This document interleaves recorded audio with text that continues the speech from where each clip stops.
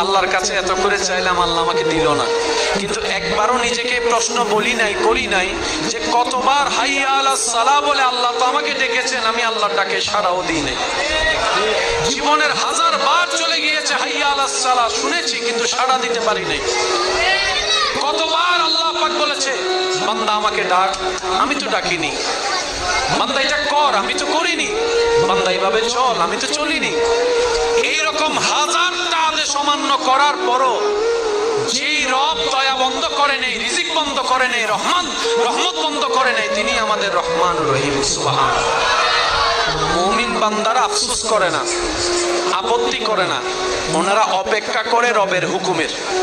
ওই রবের হুকুম আসা পর্যন্ত অপেক্ষা করার মাঝখানে যে রাস্তা, এটার নামে সবর, এটার নামে ধৈর্য। বলেন না সুবহানাল্লাহ। ওনারা সবরের রাস্তা দিয়ে যায়, শুকরের মাধ্যমে